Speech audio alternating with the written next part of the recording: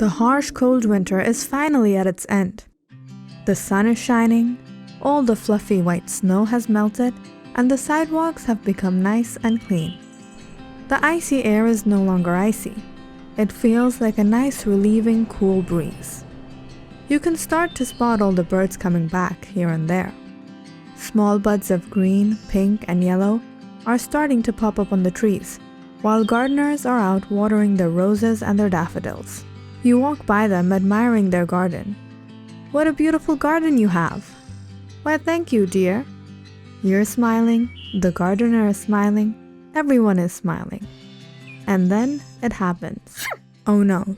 One sneeze? Sorry about that. Then another? It's probably just the dust.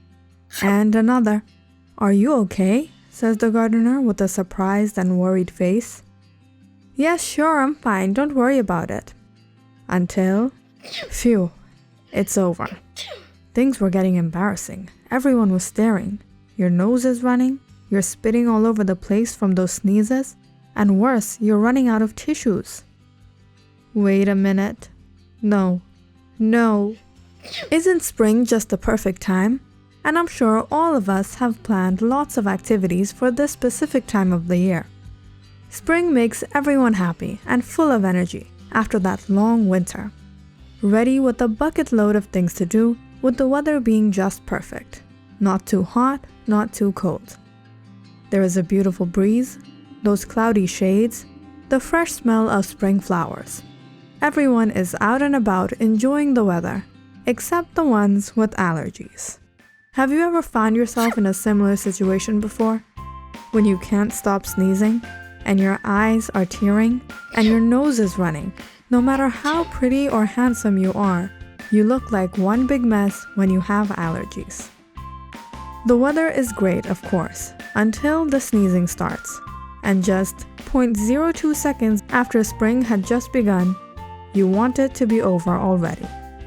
If you haven't figured the cause of your sneezes, that sudden scratchy throat you thought was just a cold, followed with that runny nose you figured was the flu, and that tired, run-down feeling you just can't come over, thinking how have you become so lazy?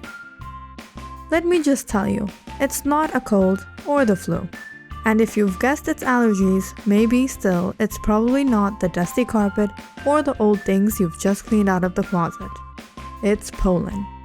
The magical fairy dust that falls from the wings of the fairies when they fly and play with one another on the branches of trees. If you suffer from seasonal allergies, know that pollen is your mortal enemy. That makes your nose do more running than you yourself have planned to do this spring. Many of us know pollen allergy as hay fever, but experts refer to the allergy as seasonal allergic rhinitis. We were all fine in winter, when the trees were all barren and the flowers were nowhere to be seen.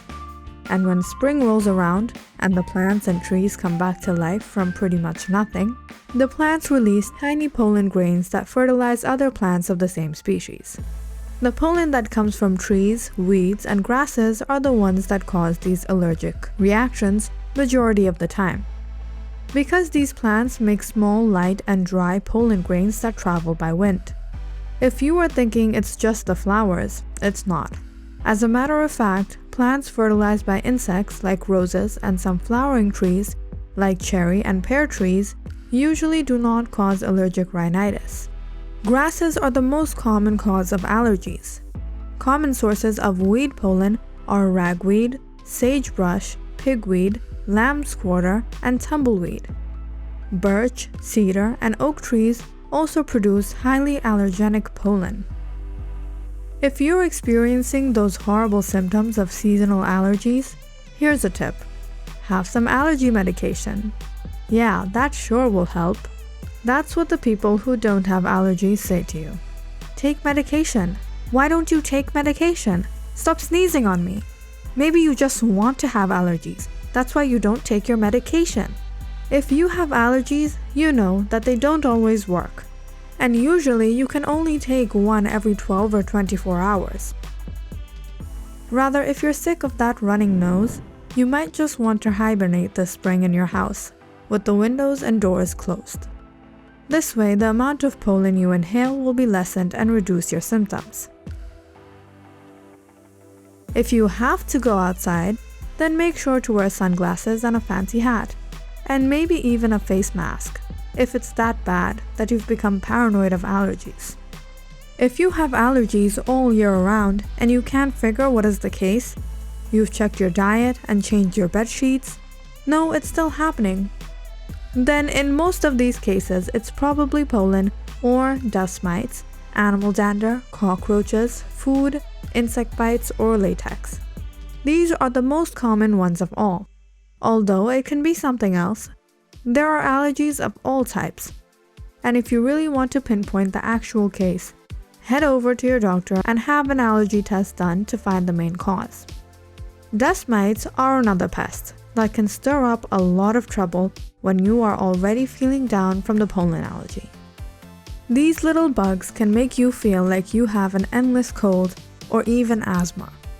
Dust mite populations are high in July and August in the US. That is when dust allergies are the most common. And as for prevention and cure, allergies don't have a cure. You can just stay away from what is causing it for relief. Wrap up that face and start dusting around the house. Vacuum the carpets, change the bed sheets, dust the furniture, and get rid of dust collectors like soft toys and stuffed animals. And what's better is having someone else clean up for you while you stay far away from all that dust. Now hold on there, don't leave just because you don't have allergies. Maybe you just haven't gotten them yet. They aren't contagious, but many people experience having allergies for the first time in their life, even if they are in college or they have kids in college, or even if they have grandkids climbing over their heads and screaming "Grandpop" by now. Nearly 18 million adults in the United States have allergic rhinitis, which is hay fever or pollen allergy, and more than 50 million Americans suffer from some sort of allergy. But as for how many adults are diagnosed with allergies for the first time is unknown. But more and more Americans are affected with nasal allergies every year, according to the American College of Allergy, Asthma, and Immunology. Maybe you are next on the list. Doctors do not know what is the cause for adults to suddenly develop allergies that they have never had before. Let's imagine when you were 10. Billy, if you could have a superpower, what would that be? I wish I could fly and have laser vision and super strength. Now that you're in your mid-20s or 30s or even more, Billy, if you could have a superpower, what would that be? If I could have a superpower, it'd be just not to have allergies. You may have played with your pet cat or dog, but now when your neighbor brings in his new member Garfield or Odie, you have to run away in fear. You probably even stayed out all the time in spring as a kid. But all of a sudden now, when spring comes around, you have to close yourself in your house until summer. What causes this sudden change? Nobody knows. Whatever the case, you will always find someone somewhere sneezing the world's water supply out of their nose. And allergies are a big business. They're the 6th leading cause of chronic illness in the United States, and Americans spend over $18 billion a year on allergy treatment and relief. As for what causes these annoying allergies, we know that much.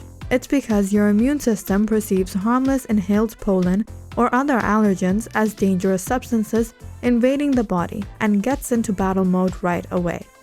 Your system overreacts, flooding your bloodstream with chemicals like histamine and leukotrienes, which inflame the lining of your nasal passages, sinuses, and eyelids, and before you know it, you're letting off the first sneeze of many sneezes to come, and you've pulled out the first tissues of the 10 boxes of tissues you will finish in just 2 days.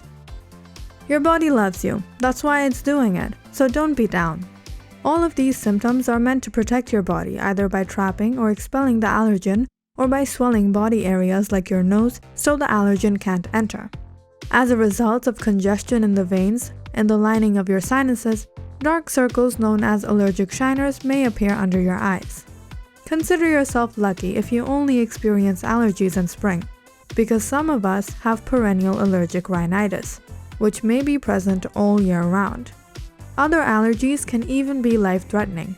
So if you are experiencing something that doesn't feel right, like for example extreme suffocation or breathing problems, etc., be sure to check out with your doctor. Are you suffering from all that fairy dust falling from the branches of your backyard tree? Or have you been sneezing the whole year from dust mites? If you don't have allergies, consider yourself saved, because those who have them know how horrible they can get.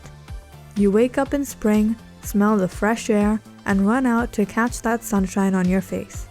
And we allergy magnets wake up to that same air just to relearn how to breathe it, and walk out to the sunshine that we can't see because our eyes are swelled up and watery. How beautiful is spring!